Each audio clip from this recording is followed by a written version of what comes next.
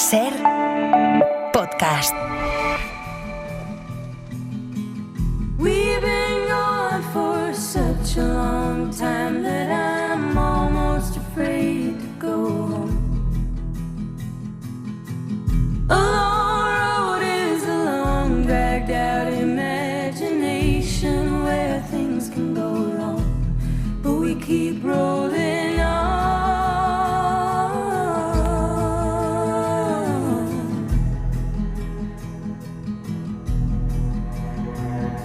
No, doctor, but if I was guessing, I'd say it was just growing pains. And painful as growing is, we can't forget it's hard to get to taking the reins, and we'll all be okay.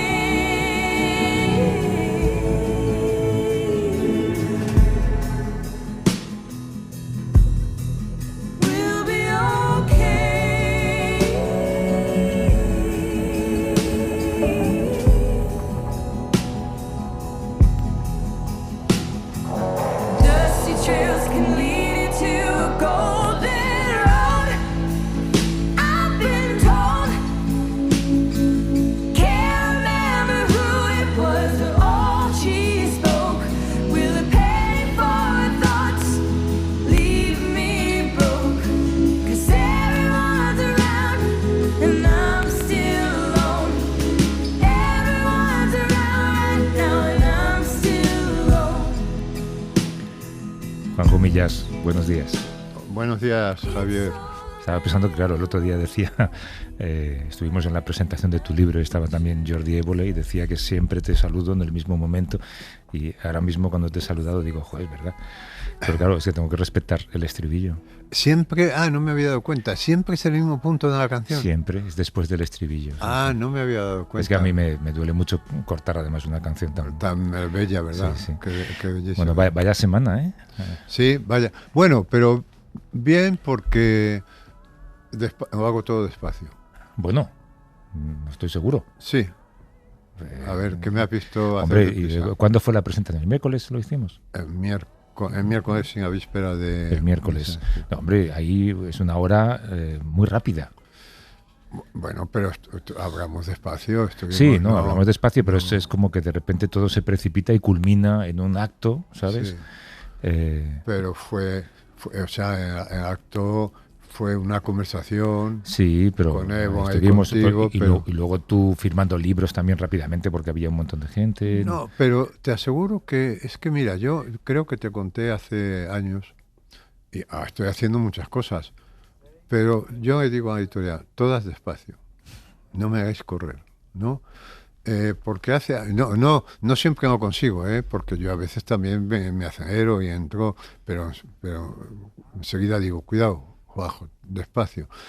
Yo creo que te he contado en alguna ocasión que yo leí hace años un libro que para mí fue, en fin, una iniciación a la vida, ¿no? Que se titula El descubrimiento de la lentitud.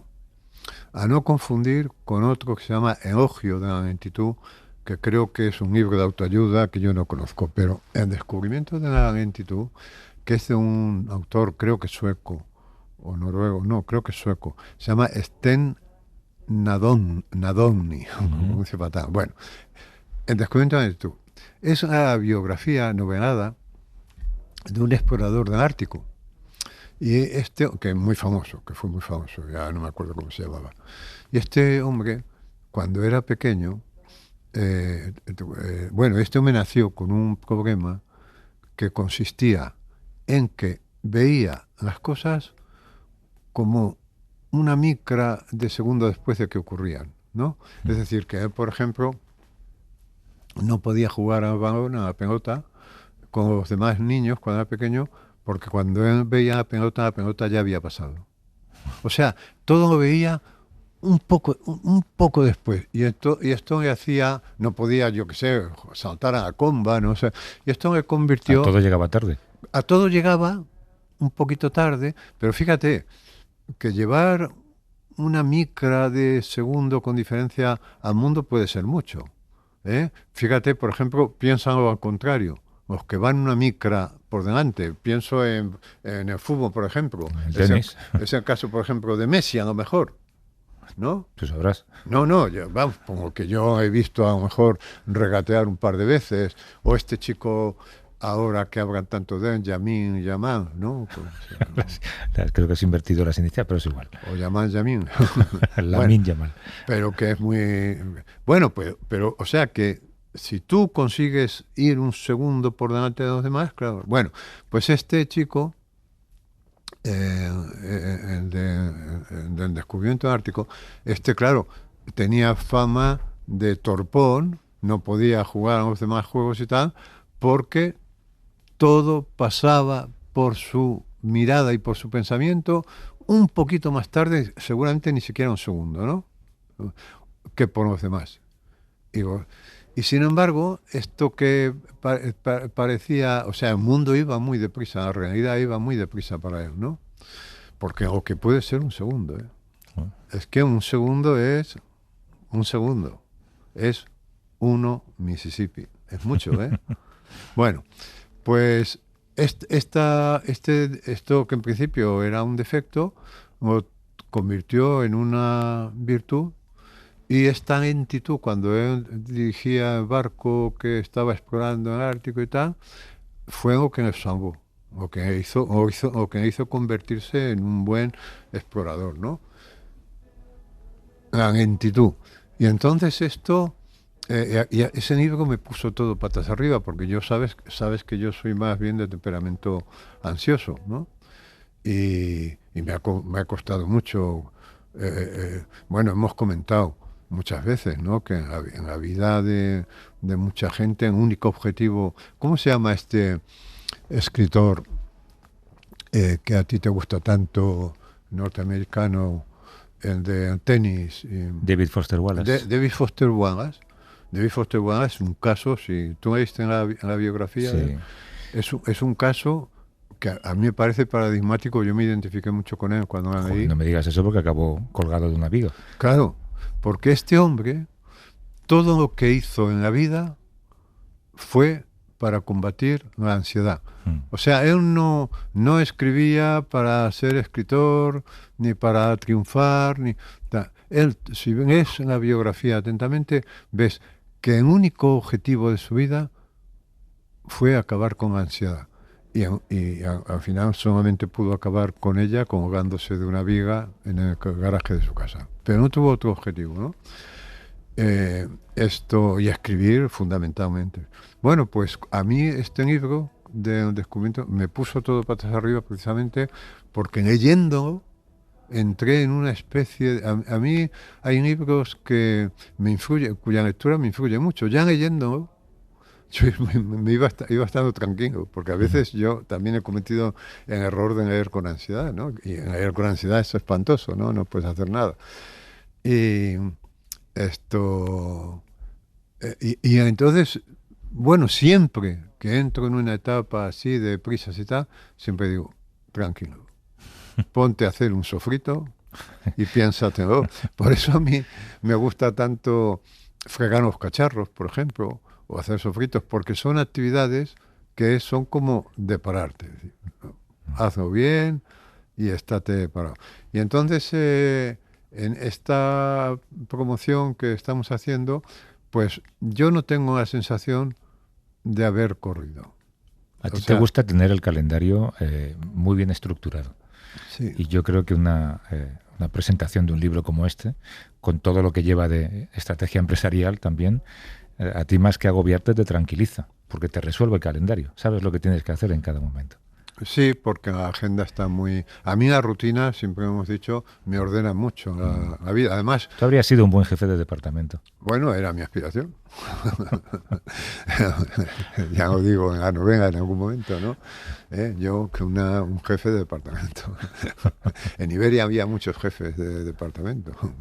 Jefe de departamento era un puesto intermedio que estaba bien. Sí. Luego ya... No era jefe, ¿no? O sea, no era jefe, pero bueno, tenía su departamento. No, tenía su departamento. Era un departamento, ¿eh? Luego venía, recuerdo, no sé si ahora las categorías eran nuevo jefe de división, que ya era como un coronel, ¿eh? O sea, un jefe de departamento era como un sargento, entre sargento y oficial, ¿no? O sea, no llegaba, era todavía un suboficial ilustrado. Luego venía jefe, sin embargo, luego ya el salto a jefe de división, ya un jefe de división era como un coronel, ¿eh? Se mandaba mucho. No, un jefe ya mandaba, no había, fíjate, entre jefe de departamento y jefe de división debería haber habido, porque había mucho cambio. Pero a ti te hubiera gustado ser jefe de departamento no para mandar, sino para que te mandaran. A ti te gusta saber lo que tienes que hacer. Hombre, a mí tener jefes me encanta, ¿no? Porque yo como no tengo criterio, bueno, muchas veces me he discutido contigo esto, ¿no?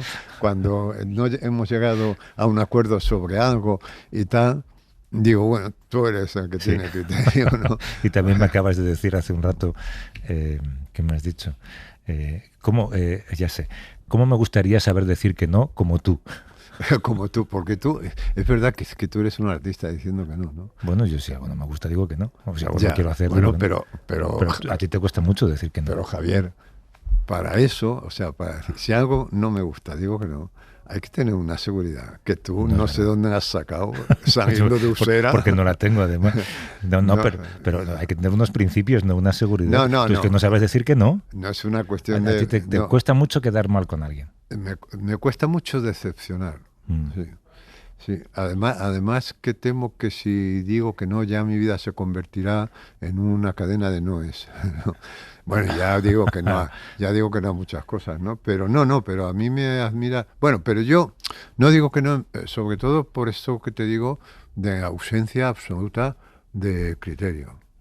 Digo, o sea, pues yo veo cosas y digo, pues yo no habría hecho así, yo esto no.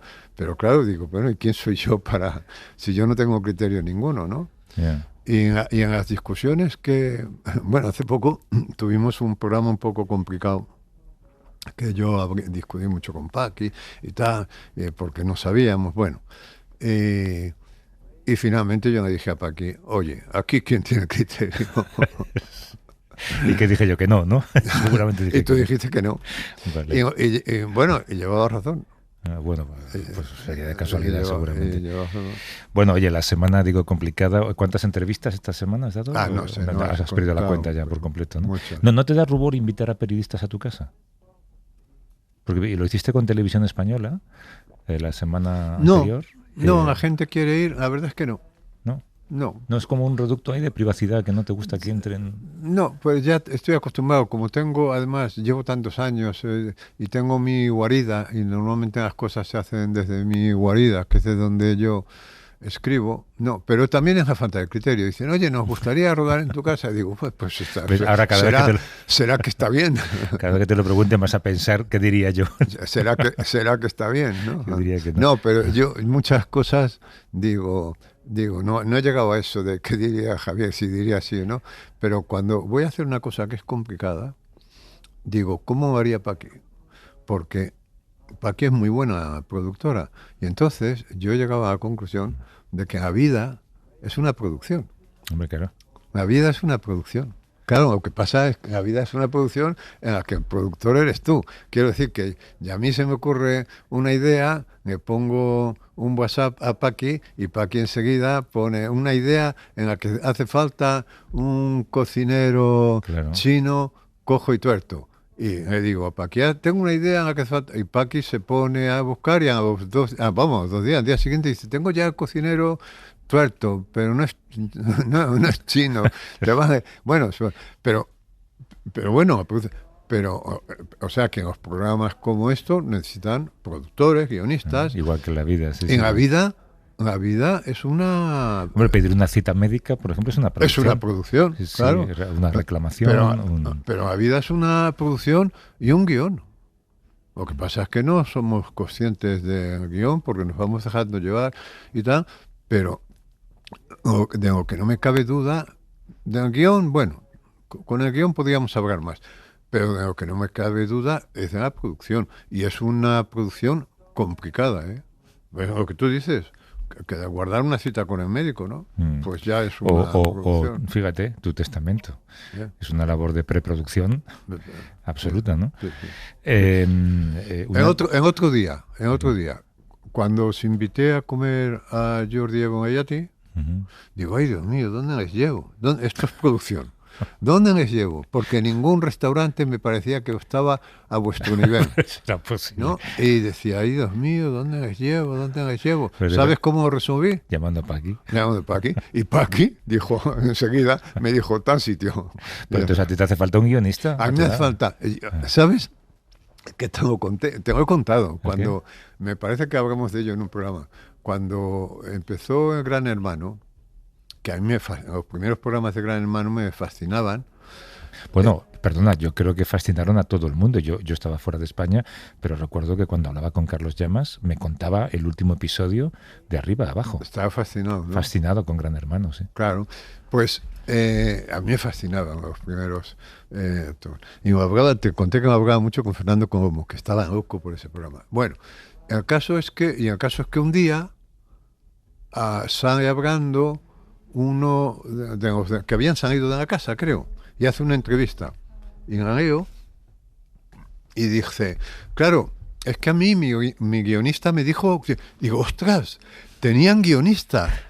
Claro, para mí fue porque yo creía que todo aquello era espontáneo, natural, y resulta que en estos programas reality los personajes tienen guionistas. Y entonces me imagino que no se ha dado... Me imagino que el personaje es una mezcla de sus propios impulsos y de lo que el guionista aconseja.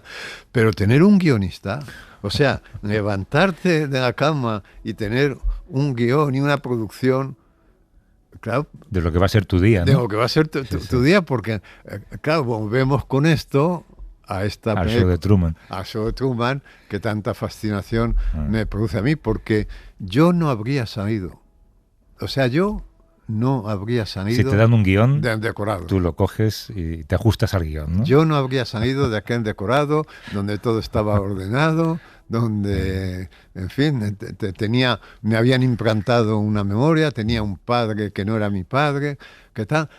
Aunque por otra parte, fíjate, o sea, yo no habría salido de aquel plató, pero por otra parte, yo fíjate, lo que hago un poco es observar la vida como si fuera un plató, porque yo me paso la vida, en mi escritura y tal, yo lo que me paso la vida es buscando las ranuras por las que se ve lo que hay al otro lado del plató. O sea, convencido de que la vida tiene mucho de plató. Pero, joder, tiene mucho de plató en el que algunos les producen la vida y otros no. Yo me la he tenido que producir solo. Claro, esto es lo que me irrita. O sea, yo soy... Esto estoy pensando, esto es lo que me irrita. Es que yo soy un figurante. O sea, tú eres un extra. Claro, yo soy un figurante. No, yo soy... no es verdad, tú eres protagonista. No. Hombre. No, a mí no me han producido la vida para nada, ni me han dado guión ni nada. A ninguno. No, joder, que no.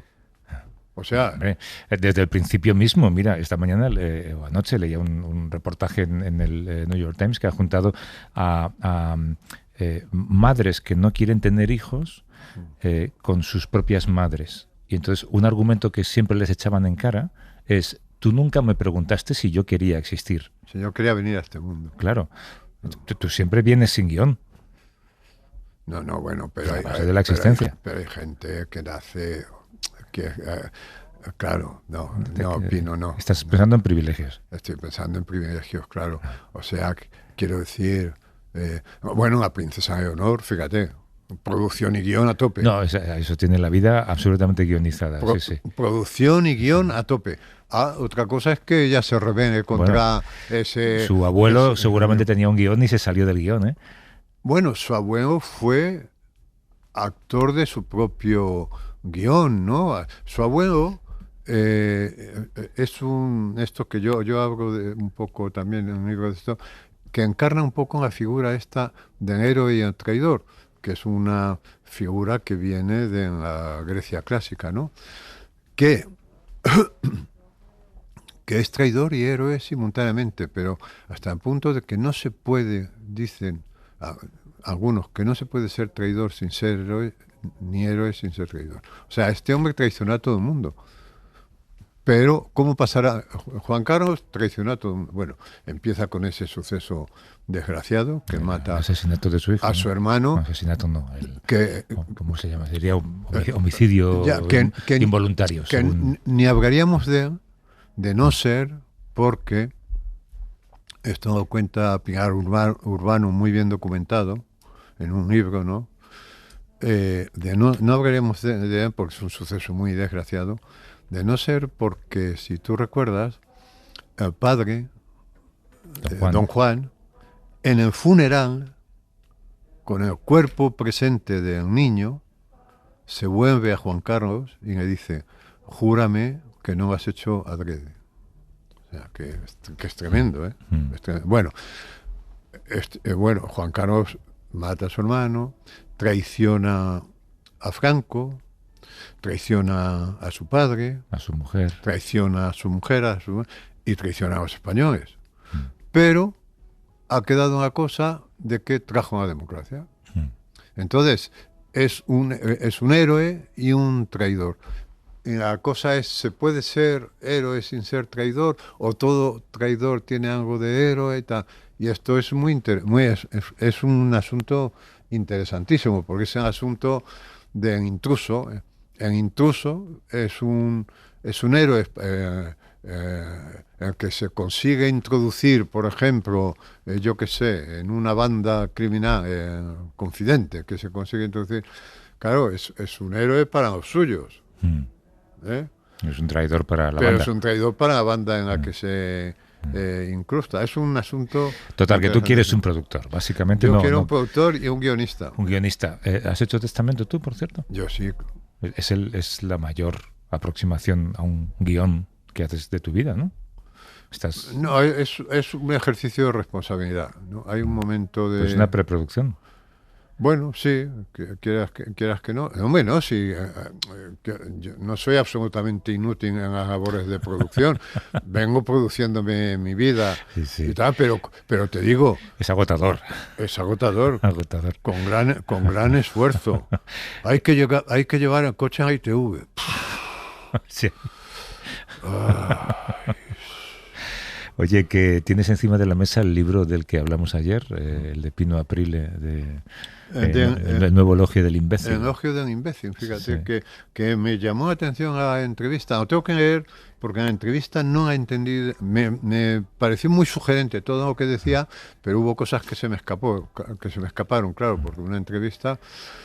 Pero está muy bien esto que dijo de que a la selección natural no ha hecho falta la inteligencia. O sea, ha venido bien la imbecilidad. ¿No? Eso es algo curioso. Sí, como por ejemplo en el tamaño del cerebro. Nos habría venido mejor tener un cerebro de mayor tamaño del que tenemos, casi del tamaño de los neandertales, que era superior al de los sapiens, ¿no? Pero sin embargo, nos ha venido bien mantener ese tamaño porque así hemos sobrevivido, gracias a que nuestra cabeza no era tan grande a la hora de nacer. Ya, a mí me gustó, fíjate, porque yo siempre he tenido la intuición de que la especie buena era la neandertal. Siempre he tenido esa intuición y que es la que debería haber sobrevivido, ¿no? Porque era la buena, bueno, esto ya son cosas que yo atribuyo, la bondadosa. Sí, tenía teóricamente más capacidad de empatía que los sapiens, ¿no? Sí, los sapiens eran como se ha venido a demostrar, ¿no? Unos salvajes, ¿no? Pero yo no creo que la extinción de los neandertales tuviera que ver con que tenían una cabeza muy grande para salir por el túnel de la vagina. No creo. No, yo creo que los sapiens, los neandertales se extinguieron seguramente por muchas razones, ¿no? Pero yo aquí hago literatura, ¿no? O sea, pero porque nos pudieron contra el empuje de los sapiens, ¿no? O sea, que los sapiens eran muy listos en el peor sentido de la palabra, ¿no? Ya sabes tú que yo siempre he dicho que los neandertales follaban por amor y los sapiens por interés. Para aumentar la población y hacerse con él. Por interés. ¿No? Y estos pobres, que eran gente seguramente bondadosa y simpática y buenos artesanos, tenían una buena... y hacían enterramientos simbólicos, o sea, tenían capacidad simbólica, que Sí, decían, sí. no tenían capacidad simbólica, Seguramente tenían religión. pero, hombre, si tienes una capacidad simbólica, no religión en el sentido contemporáneo, tenían espiritualidad, Mm. ¿no? Y yo, te digo, siempre me imagino cómo sería la vida de un último sapiens, ¿Del último Neandertal? de un último neandertal, que viviría incrustado, claro, en una tribu de sapiens, fingiendo que era como los demás, claro, fingiendo que era uno de ellos, ¿no? Sí, sí, pero ¿Cómo con- sería? Con una cabeza distinta. Sí, con pero una bueno, frente distinta, bueno, ¿no? sí, pero fingiendo que era... Que no pasaba nada. que él quería ser también jefe de departamento, como los sapiens. ¿No? Hay una novela, ya de hace muchos años, que fue un bestseller, fue un bestseller mundial, que trataba de un neandertal que había sobrevivido y vivía entre los sapiens. Recuerdo, la novela la recuerdo muy vagamente, pero en fin, porque me gustaba mucho esta idea de ser un único y fingiendo que eres como los otros, ¿no? Mm. Pero en la publicidad, que era muy eficaz, decía, si a un neandertal le pusiéramos chaqueta, corbata y una sansonite, os soltáramos en una calle de Nueva York, de Manhattan, no lo distinguiríamos de un sapiens. ¿No recuerdas tú esa publicidad? Pues aunque en el libro estaba muy bien. Bueno, era un bestseller, pero estaba muy bien, ¿no? Bueno, lee el libro de Sí, lo voy Pina a Pele, leer. que es interesante. Lo voy a leer, porque además la cuestión es que yo creo que la imbecilidad está muy bien repartida, no en compartimentos estancos, sino que gente muy inteligente puede tener también aspectos muy imbéciles, ¿no? Mm. Claro. Que hay algunos que acumulan más. ¿Qué te pasó en el AVE el otro día? Me ha contado Paqui que estabas muy enfadado con el servicio. ¿Fue en el AVE o fue en un...? Pues resulta que viniendo de Valencia, que había estado haciendo prensa allí, el lunes pasado creo que fue, cojo un AVE nuevo a estrenar. Dije, ostras, qué bueno, porque era bonito, los aves tienen un diseño maravilloso. Pero ya nos metemos y han copiado las cabinas de los aviones. O sea, ya no está en la pantalla, no está arriba en el techo, sino que está en el respaldo del asiento de delante y tal. Pero han sacado un asiento más. Es decir, han puesto filas de 3 a un lado y de 2 a otro. Es decir, antes donde había había, 2 y 2. donde había 4, hay 5. Quiere decir que todo se ha estrechado, todo se ha reducido. De manera que tú ahora vas...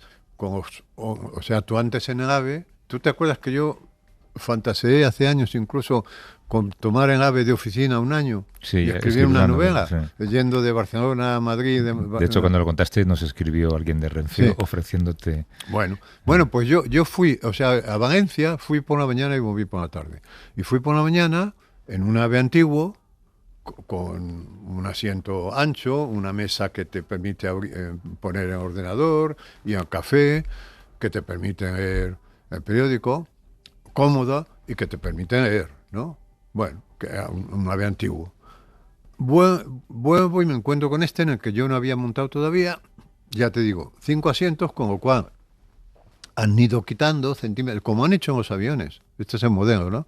Y ahora tú tienes que ir con los brazos pegados al cuerpo para no tocar al compañero de eso. Pero si te toca en el lado de los 3 asientos, tú imagínate. Te toca en medio, encima. Imagínate que te toque en medio. Es un viaje Lo, angustioso. lo que antes era un viaje que... estaba- Placentero. Sí, sí. Era un viaje que daba gusto hacer. Mm. Bueno, o que te toca incluso en la ventanilla. Pues que si quieres salir para ir al baño, tienes que despertar a lo mejor a 2, es súper incómodo. Pero ya no era eso.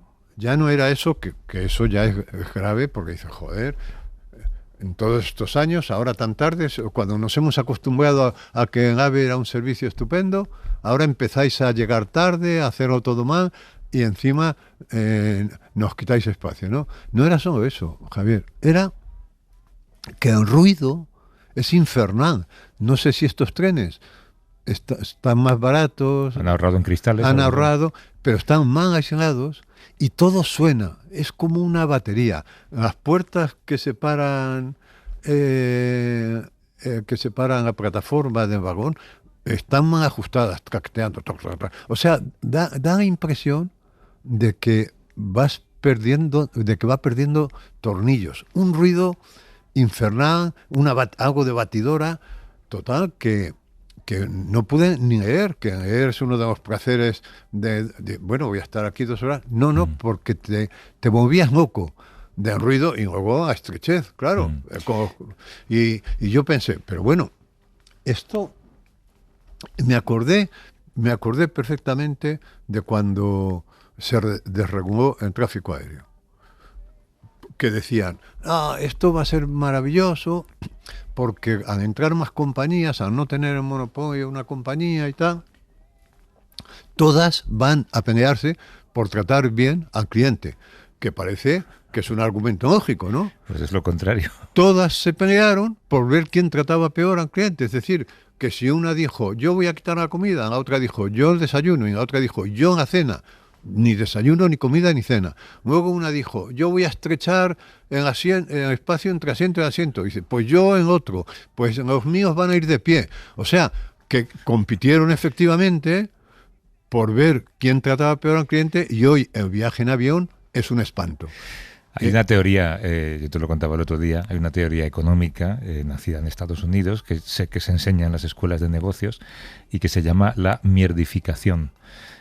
Consiste en crear una necesidad, y una vez que el consumidor está cautivo de esa necesidad, tú puedes degradar ese servicio hasta el mínimo posible. Porque ya llega, porque está atado. A ti ya te apetece mucho más coger un tren que un avión desde hace años. Sí, para ir claro. A Valencia, Barcelona. Bueno, pues ahora contigo pueden hacer lo que quieran, hasta que llegue un punto ya de humillación en el que te vuelvas al avión, donde también posiblemente seas humillado. Pero pasa con cualquier cosa. Esto se aplica sobre todo a plataformas digitales, por ejemplo, ¿no? Tú tienes cautivo a un consumidor en una plataforma de streaming, y tú ya puedes empezar a poner anuncios, a poner peores películas, a degradar el servicio, pero ya a pedirte que contrates en premium, la cosa premium. Claro, sí. Pero pasa con todo. O tú tienes un supermercado y tú ya tienes cautivo a un consumidor, y ya tú puedes reducir el tamaño de las botellas de suavizante cobrando lo mismo, ¿no? Ya. Puedes poner menos lonchas de queso cobrando lo mismo, porque ya tienes cautivo al consumidor. Claro, y Eso es esto la mierdificación del se ha servicio. mierdificado. Joder, pues está muy bien, porque se ha mierdificado, pero es que oye, yo he dicho, oye, por favor, jamás me pongáis, prefiero ir en avión para buenos, porque oye, en avión vas mierdificado, pero es 1 hora, pero 2 horas en ese plan. O sea que no puedes escribir un poco. Bueno, bajas la mesilla, no te cabe en ordenador.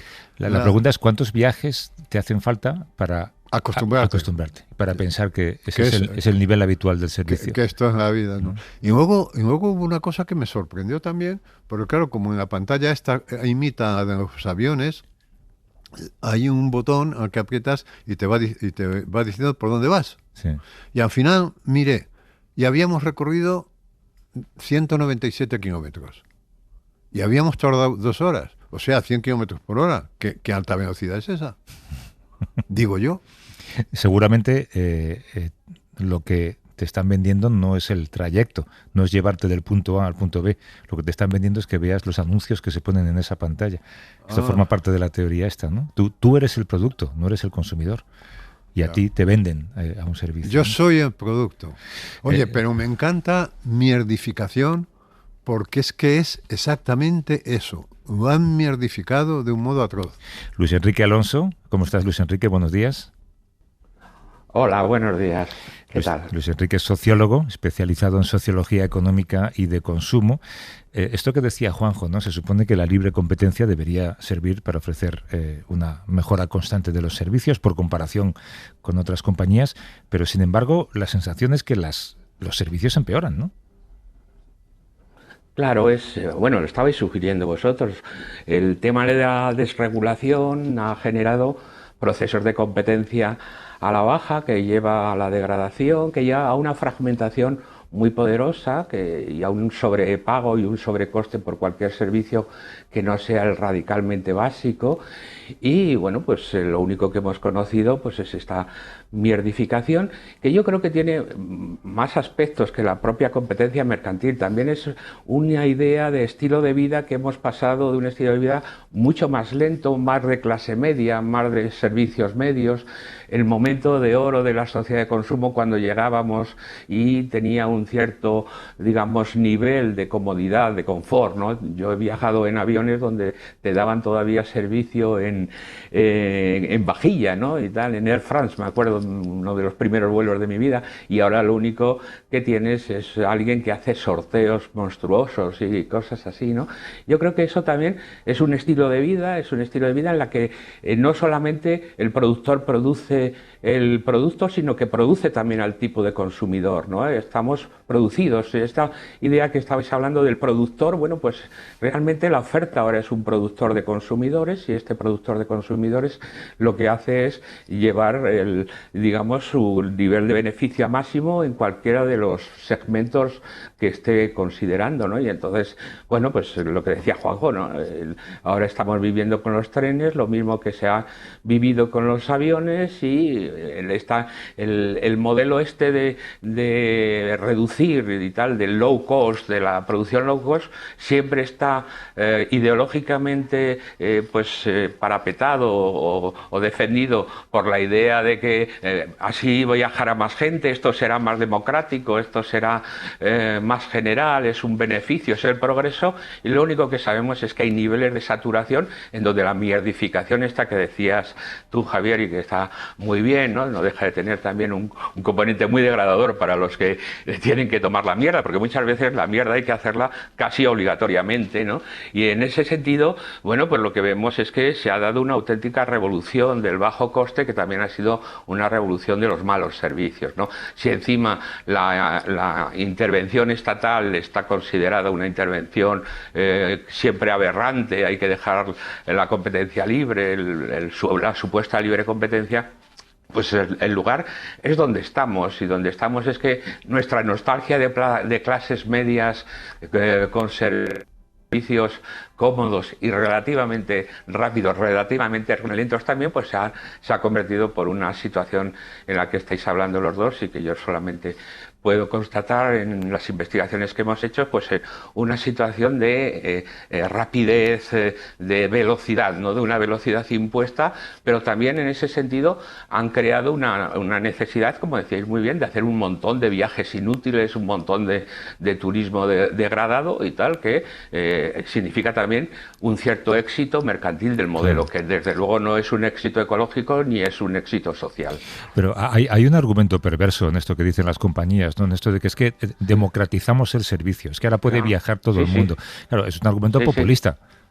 Totalmente populista y totalmente falso, porque primero, viajar es un elemento muy diferente para diferentes grupos y clases sociales. Eso es decir, que el nivel de confort varía muchísimo según la capacidad de compra y según la capacidad. Bueno, el elemento típico de salirse de la oferta común es evidentemente multimillonarios utilizando jets privados, ¿no? Es ya la última, no me salgo del paquete y tal, pero dentro del mismo paquete de las clases medias, esto que tanto decís en el programa de las clases medias aspiracionales, las propias clases medias aspiracionales van desde los que pueden aspirar a un viaje de Ryanair, o pueden ir en la clase, en la first class de Emirates, ¿no? Entonces, quiero decir, esto tampoco es una situación de democratización, esto es una situación de generalización de consumos muy diferenciales, en los que muchos de ellos tienen un fuerte contenido degradante y además inútil en su sentido de que prácticamente no aportan nivel cultural, no aportan ningún tipo de los beneficios que antes habíamos considerado asociados al viaje. Y desde luego, claro, el tema del trabajo, tienes que viajar por trabajo y te meten donde sea. Claro, pues fíjate que estoy pensando que hubo un tiempo en el que la publicidad de los aviones y de los trenes era el confort. Se Sí, veía, sí, sí. se veía Sí, sí, sí. a pasajeros y una azafata ofreciendo... Te hacían pensar que eras rico, ¿no? Sí, te hacían- era confort. En el Sí, tren sí, igual podías hacer tu oficina en el tren y ahora... Claro, ahora lo que te ofrecen es en destino, o sea, pues pero claro, en destino Sí, sí. es Punta Cana, que es igual que Alicante. Sí, sí. Ahora es en esto que dices, Juanjo, que nosotros lo hemos estudiado en las historias del consumo, la fórmula era que una sociedad llegaba a un punto de confort que jamás había soñado con ella, y ese punto de confort era un bien en sí mismo y era muy demandado. Ahora el tema fundamental es la velocidad, la fórmula, la que puedes llegar a ello, la velocidad con que lo haces y la distinción que puedes tener con respecto a otros. Es decir, la desigualdad ha aumentado de una manera gradual Atroz. y hasta llegar a ser radical, atroz, ¿no? Y tal, empezó poco a poco y ahora es una fórmula atroz. Esto hace que esa nostalgia de consumo ordenado, una norma de consumo, ha sido cambiada por un consumo sin norma, en el que tiene componentes de auténtica jungla, ¿no? Esta jungla de consumo en la que, bueno, pues vale todo, ¿no? En ese sentido vale todo, y además un poco hay una capacidad de resistencia muy pequeña por parte de los consumidores de salir de ese círculo de la programación de los propios productores, Claro, ¿no? a mí me ha extrañado. Digo, esto ya debe llevar funcionando algún tiempo. A mí no me había tocado ninguno. Digo, ¿cómo es posible que yo no hayan ido Que no haya nada? manifestaciones en la calle. Ni manifestaciones en la puerta del coche. Y debe tener que ver con esto que dices tú también de neoliberalismo y tal. Y Claro. fíjate que he empezado a leer un libro que no me atrevo a recomendar porque he leído 2 páginas de él, pero que tiene un título muy sugestivo. Se llama La doctrina invisible, que habla... La doctrina invisible, que habla Sí. de que nosotros ya vivimos instalados en el neoliberalismo, que el neoliberalismo es como un capitalismo salvaje Claro, llevado al claro, extremo, sí, sí. pero vivimos ahí dentro como los peces en el agua, es decir, los peces no conocen el agua. Entonces, nosotros no conocemos. Entonces hay una resignación, nos parece normal. Claro, Entramos, está naturalizado. o sea, El tema es la naturalización. el tren se retrasa 7 horas desde la entrada de la competencia porque en un servicio estatal, ¿no? O sea, porque cuando no se había desregulado el tráfico de trenes, iban todos a la hora, te devolvían el dinero, desde que entraron a competencia es un desastre, ¿no? La competencia siempre es a la baja. Es siempre es a la baja. Pero Siempre es a la baja. pero hay una especie de resignación de que el mundo está acabado y que es así, y que si tú no te puedes alquilar una casa es porque el mundo es así, no te Claro, puedes quejar. claro. Y además algo habrás hecho tú para que el mundo sea así. Bueno, a mí me parece atroz esto que decías a la baja, esto que está pasando en la T4, en el aeropuerto de Barajas. Vamos Sí, a sí, ver. es. ¿Tú te imaginas que hay un incendio en un edificio, la gente tirándose por las ventanas, y llegan 2 coches de bomberos, se ponen a discutir a quién le corresponde apagar el fuego porque uno lleva la camiseta roja y otro azul? Y otro es un Bueno, ayuntamiento, y aquí otro el de AENA. ayuntamiento y el gobierno, en lugar de reunirse y decir, oye, vamos a arreglar esto, que es un drama, Es se culpa están de Pedro diciendo... Sánchez. Es culpa de Pedro Sánchez. Oye, pero Sí, claro. no es una atrocidad Sí, sí. que en lugar de reunirse frente a un drama humano de esta naturaleza, decir, vamos a arreglarnos, decir, no, es problema tuyo, no es problema mío. Esto es Pero alucinante, ¿no? en ese sentido, Juanjo, la naturalización de esa situación es realmente horrorosa, ¿no? Es decir, hay un auténtico gueto en un aeropuerto internacional por donde pasan millonarios, artistas, etcétera, y hemos logrado la invisibilidad de un grupo de que nada más 500 personas que tienen que estar en los recovecos, parece de película de ciencia ficción, pero representa un elemento moral. ¿Y dónde acaba el modelo de consumo tan fragmentado y tan degradado, ¿no? Es decir, todo el mundo, los que no tienen una situación de fijarse en el territorio y tal, de estar fijos en el territorio, acaban en el sitio donde la movilidad movilidad es la movilidad más, digamos, más evidente, más lúcida, que más luce, que es el aeropuerto, la T4, una especie de monumento arquitectónico Sí. a la posmodernidad y tal, y acaba un grupo de gente que tiene un aspecto medieval, ¿no? Unas hordas medievales por allí y tal, que nadie quiere ver, y que la solución es o cerrar el aeropuerto o tirarse O los ignorarlos, sí. siervos de la gleba o ignorarlos. Entonces, pero eso no es aislado del modelo general de consumo, ¿no? Las políticas para pobres no hacen otra cosa que, digamos, regular la pobreza. Las auténticas políticas para pobres son las de la redistribución general, tanto de la renta como de los estilos de vida. Ahí aparece realmente la distribución. Si no, lo único que haremos pues será eso, ¿no? Ocultar, o buena voluntad, pero que últimamente ya con la ferocidad de nuestras vidas ni siquiera ya los políticos convencionales se atreven a tener buena voluntad, ¿no? Oye, lo que pasa es que hablamos de esto como si fuera algo que afecta solamente al sector privado, pero esta mierdificación se extrapola a cualquier servicio de la sociedad. Claro, nos acostumbramos también claro. a una sanidad peor, Claro. nos acostumbramos a un servicio público a la peor, ¿no? precarización pública, claro. Bueno, y además es que este ha sido uno de los elementos más espectaculares, ¿no?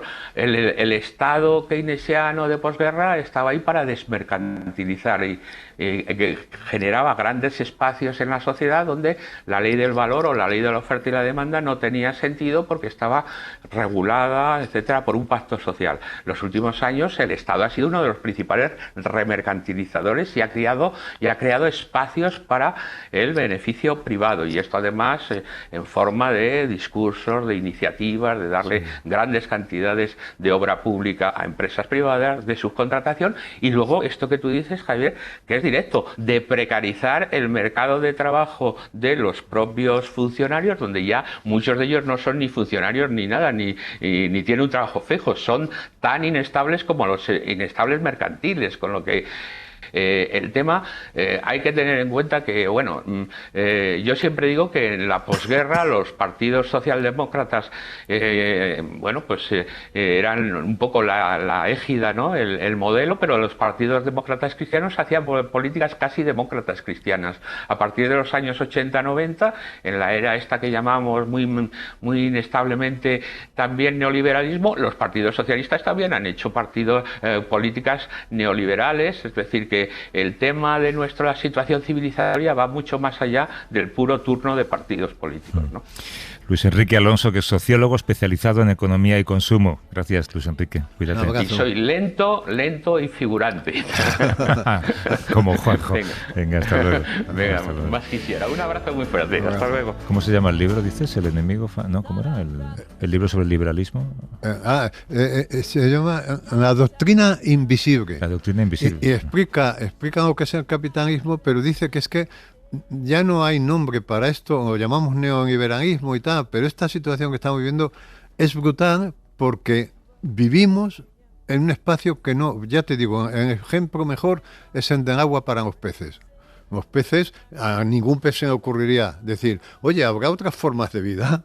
No, a nosotros no se nos ocurre decir, no, nos parece todo normal, la mierdificación, porque nos han convencido de que el mundo está acabado y que es así y que no hay alternativa. Y adelante con ello, ¿no?